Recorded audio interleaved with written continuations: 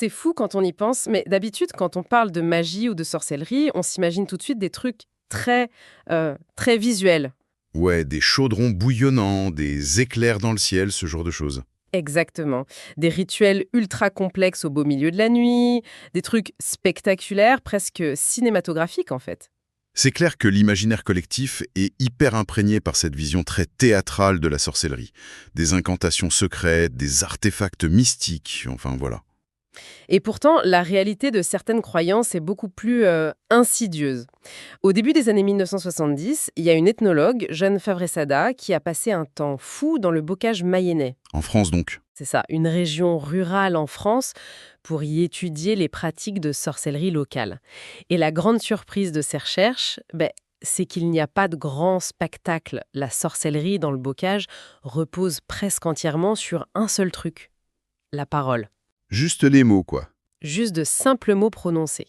Selon les croyances de là-bas, ces mots du quotidien, ils sont capables de drainer l'énergie vitale d'une victime, de détruire des récoltes sans un bruit et surtout de générer une paranoïa absolument terrifiante. Ah oui, donc ce n'est pas du tout une explosion magique. Pas du tout, c'est une guerre invisible, tu vois, une espèce de lente érosion par le langage. Et c'est un parallèle qui est fondamental pour comprendre l'ouvrage que nous explorons aujourd'hui.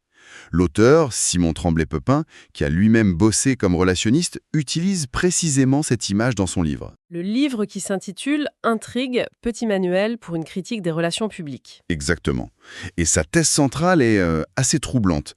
Il affirme que les relations publiques modernes, cette énorme industrie mondiale de la communication, elle fonctionne exactement comme cette sorcellerie paysanne. Attends, vraiment? Comme de la sorcellerie? Ouais. C'est une guerre invisible des mots, un système d'enchantement permanent, sauf que là, la réputation remplace l'énergie vitale. Et la règle d'or de ce champ de bataille, c'est qu'il est absolument impossible d'y rester neutre. Ah, ça donne le ton. Et l'objectif de notre plongée approfondie aujourd'hui, c'est vraiment de démonter cette machine pièce par pièce. Pour ceux qui nous écoutent, on va essayer de voir ce qui se cache réellement derrière les communiqués de presse ou les discours politiques qu'on subit tous les jours. C'est l'idée, oui. Est-ce que les RP, les relations publiques, ce sont des simples outils neutres pour mieux s'exprimer? Ou bien une machinerie conçue pour manipuler la réalité et maintenir les élites au pouvoir? C'est la grande question. Et ce livre, Intrigue, rejette catégoriquement cette idée de neutralité, n'est-ce pas? Totalement. Ce manuel, c'est une grille de lecture implacable pour quiconque souhaite décoder le monde médiatique ou même militer pour un changement social. Il s'agit de soulever le rideau en gros et de regarder comment les sortilèges sont fabriqués. J'aime bien cette idée du rideau. Parce que naviguer dans l'espace public aujourd'hui, franchement, c'est comme se promener au milieu d'un tour de magie gigantesque.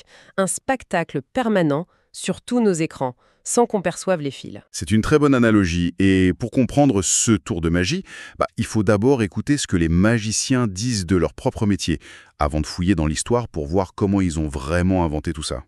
Alors, parlons-en de cette histoire. La mythologie officielle de l'industrie des RP, elle est fascinante, parce qu'elle se donne un rôle presque héroïque. Ah oui, dans les manuels officiels, c'est très noble. On définit les relations publiques comme une pratique de direction éthique. Le but, ce serait de créer des rapports mutuellement bénéfices. Avec de la transparence totale, bien sûr. Voilà, la fameuse communication bidirectionnelle.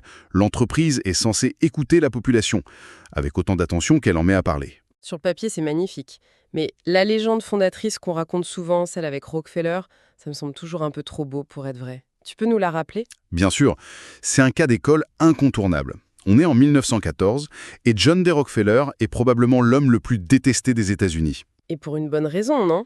Le massacre de Ludlow. Exactement.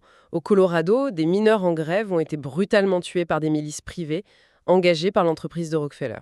Donc sa réputation est en cendres. C'est le moins qu'on puisse dire. Et là, il engage un certain Ivy Lee. Lee lui conseille une stratégie révolutionnaire pour l'époque, jouer la carte de l'honnêteté. Il envoie Rockefeller serrer la main des mineurs sur le terrain. Ah ouais, l'image classique du patron proche du peuple. C'est ça, il publie des bulletins d'information, il orchestre de vastes campagnes de philanthropie, et le miracle opère.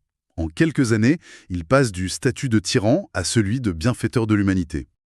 Du coup, la morale officielle de l'industrie, c'est que les bonnes actions et la transparence font une bonne réputation. Mais imaginez un empire industriel être totalement transparent en 1914 après un massacre ouvrier. C'est dur à avaler. Et c'est là que le livre gratte le vernis. Tremblay-Pépin montre que les vraies origines des RP, c'est pas du tout un désir d'honnêteté, c'est la terreur. La terreur des élites, hein. Absolument. À la fin du 19e siècle, le suffrage universel s'étend, les syndicats s'organisent, les grèves paralysent l'industrie, les masses commencent à avoir du pouvoir et ça panique complètement les élites économiques. C'est là qu'on commence à théoriser sur les foules, non? Avec des gens comme Gustave Le Bon. Tout à fait. Le Bon décrit les foules comme des entités irrationnelles, impulsives, qu'on peut facilement manipuler par des émotions primaires. Une vision ultra cynique de la démocratie. Et c'est dans ce climat qu'arrive Édouard Bernays, un personnage qui me donne des frissons. Ah, Bernays, le double neveu de Sigmund Freud. Ce détail est fou. Et contrairement à Ivy Lee, Bernays, il n'a aucun complexe éthique. Il assume ouvertement qu'il faut manipuler les masses pour leur propre bien. Il importe la psychanalyse dans les affaires. Il change la donne. Avant, la pub c'était rationnel, du genre « acheter cette voiture, elle est solide ». Bernays, lui, il comprend que l'humain est guidé par des pulsions inconscientes. Des désirs refoulés, des peurs. Exactement.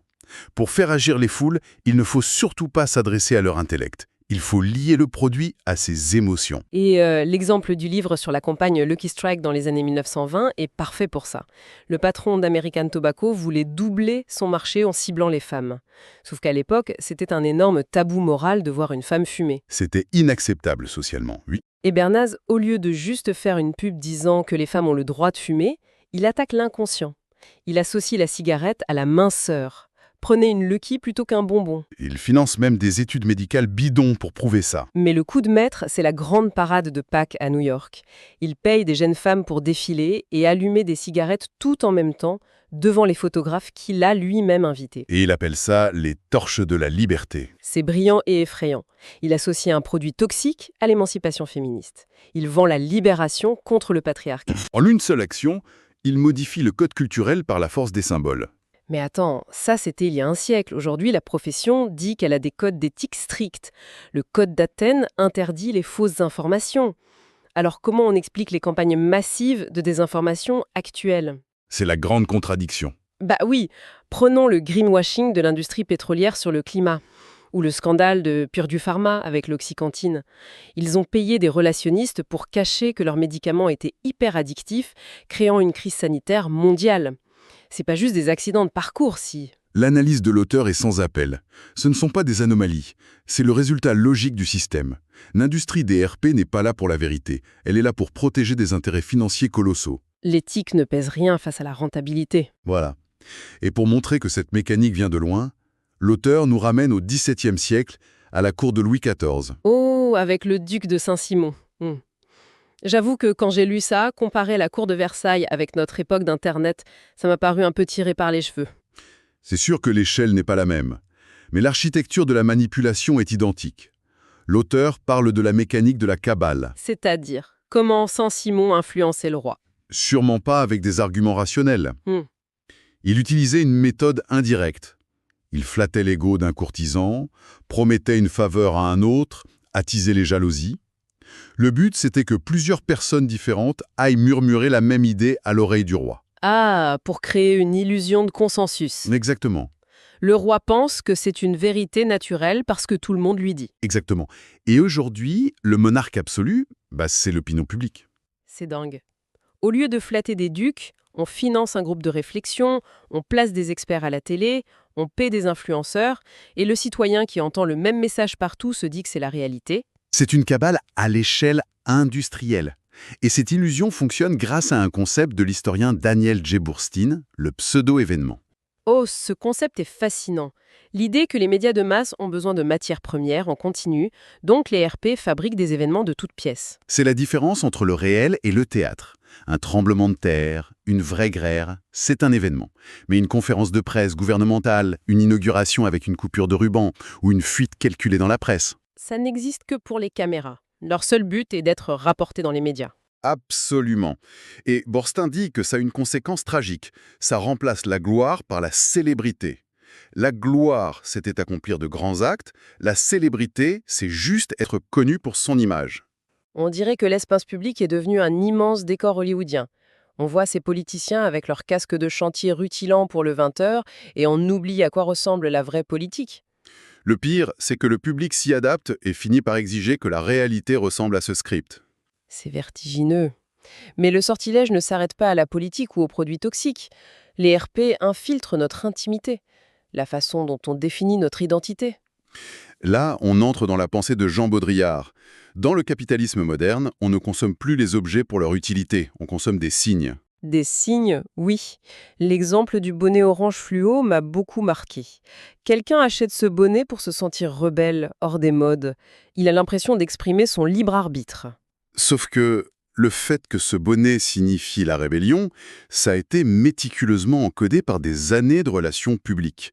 Des placements dans des clips de skate, des associations avec des athlètes extrêmes. Les élites contrôlent le dictionnaire. Elles ne nous forcent pas à porter le bonnet, mais elles dictent ce que le bonnet veut dire.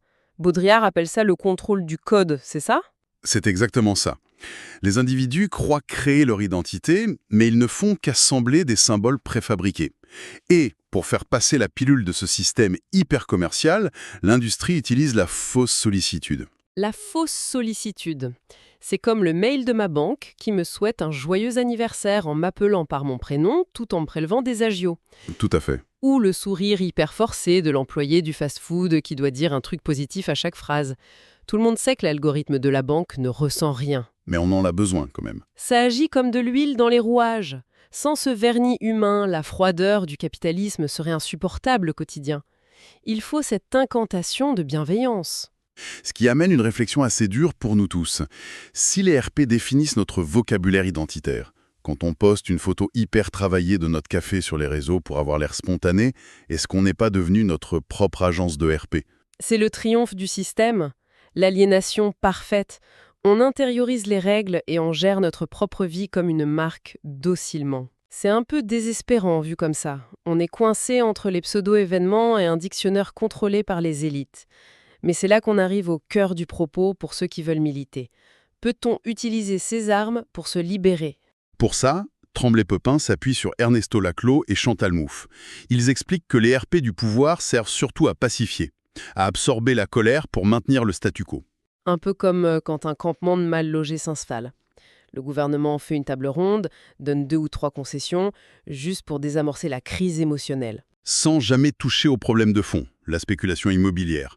Donc face à ça, l'auteur propose les relations publiques de rupture. La RP de rupture. C'est fini d'essayer de paraître respectable selon les critères des élites, alors. Exactement. Et ce n'est pas non plus faire un petit coup d'éclat éphémère sur les réseaux sociaux. Il faut construire des chaînes d'équivalence. Des chaînes d'équivalence, j'adore ce terme. C'est l'idée de connecter des colères différentes, non? L'ouvrier licencié, l'étudiant endetté, le militant écolo. Oui, au lieu de luttes séparées, la RP de rupture crée un symbole commun, un adversaire commun. Ça transforme des frustrations isolées en un front uni qui fracture le discours dominant. J'avais cette image en tête en lisant. L'ERP classique, c'est le mégaphone de la police qui dit à la foule de se disperser dans le calme. Bonne image. Et la RP de rupture, c'est d'arracher ce mégaphone, pas pour crier des insultes ou avares, mais pour coordonner la foule et enfoncer les portes du pouvoir. C'est tout à fait ça. Mais attention, l'auteur lance une mise en garde vitale. Le mégaphone n'est qu'un morceau de métal s'il n'y a personne derrière. La communication de rupture ne remplace jamais l'action sur le terrain. Tu veux dire les grèves, les syndicats, les vraies manifestations. Absolument. Sans un vrai rapport de force matérielle, la meilleure campagne de communication, c'est juste du vent. La parole ne crée pas le pouvoir populaire, elle l'amplifie et le structure. Un hashtag ne va pas renverser le capitalisme, en gros. Non. La parole seule perd sa magie si elle est coupée de l'action physique. Au final, ce livre est très lucide. Refuser de participer à la guerre des mots par pureté idéologique, c'est se condamner au silence. Les mouvements sociaux doivent moderniser leur approche s'ils veulent faire trembler le système. Ce qui m'amène à cette citation magnifique et provocatrice de la poétesse Audre Lorde, citée à la fin du livre. « Les outils du maître ne détruiront jamais la maison du maître. » C'est un dilemme stratégique immense. Oui, parce que si tout le langage médiatique a été forgé pour nous pacifier et nous isoler, est-ce qu'on peut vraiment faire une révolution avec ces mêmes techniques de RP? Ne faudrait-il pas inventer une toute nouvelle façon de communiquer? C'est le paradoxe avec lequel chaque militant doit composer. Faut-il utiliser une illusion orientée vers le bien ou chercher une hypothétique pureté de l'action? C'est une réflexion vertigineuse avec laquelle nous allons laisser les personnes qui nous écoutent aujourd'hui. Si vous voulez aiguiser votre esprit critique, repérer ces sortilèges invisibles au quotidien et arrêter d'être de simples spectateurs éblouis, l'exploration d'intrigues est vraiment incontournable. Un manuel indispensable dans cette guerre des mots, en effet. Merci de nous avoir accompagnés dans cette analyse fascinante. Continuez de scruter les décors et surtout, ne laissez personne définir le dictionnaire à votre place.